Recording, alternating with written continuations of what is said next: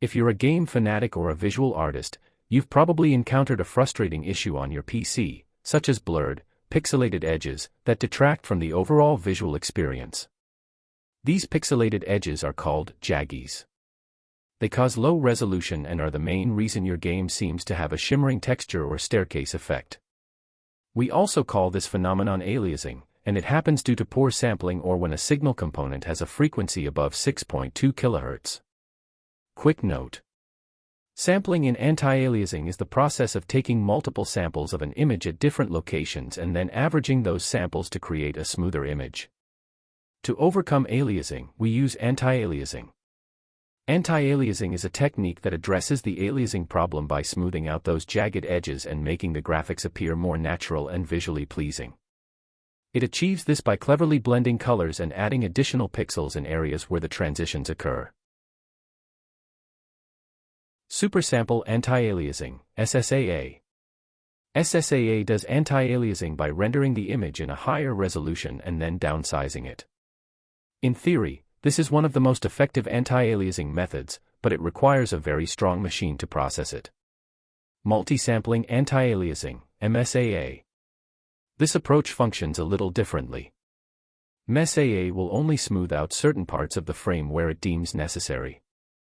Although this significantly speeds up the anti-aliasing process and lowers the GPU's workload, it can be a little spotty in execution. You can also find MSAA available at X2, X4, and X8, with greater system demands as you go higher. Coverage Sampling Anti-Aliasing, CSAA. This is NVIDIA's anti-aliasing solution which works very similarly to MSAA. Where it differs from MSAA is that it offers much better performance and is naturally only available on NVIDIA cards. Enhanced Quality Anti-Aliasing, EQAA. Of course, AMD has devised an answer to NVIDIA's exclusive anti-aliasing solution. It performs the same way as CSAA in that it works similarly to MSAA but doesn't overwork the GPU. Fast Approximate Anti-Aliasing, FXAA. Like MSAA, you're likely to find FXAA in almost every game's settings, sometimes referred to as FSAA. However, FXAA isn't as hungry for processing power as MSAA and is a perfect solution for those with lower-end machines.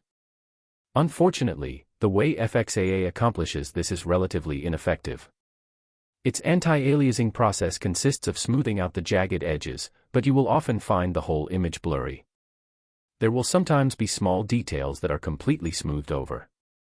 Temporal Anti-Aliasing, TXAA. TXAA is only slightly more demanding than FXAA but is also a better solution. It combines several techniques in order to smooth out the edges but still doesn't work as effectively as we would have liked. It is plagued by the same issue as FXAA in that it sometimes overblurs. However, the good news is that this is still a relatively new anti-aliasing type, and there is plenty of room for improvement. Now, the most important question is which one is the most effective and efficient? Well, it depends. Choose SMAA and CSAA. If your computer gets overheated, has a moderately powerful CPU, has lower than 8 GB RAM, consists of integrated graphics, choose SMAA, MLAA, FXAA, and MSAA. If your computer has 8 GB RAM or higher, consists of dedicated graphics, has a moderately powerful CPU and GPU, provides standard ventilation components, choose SSAA, MSAA, and TXAA.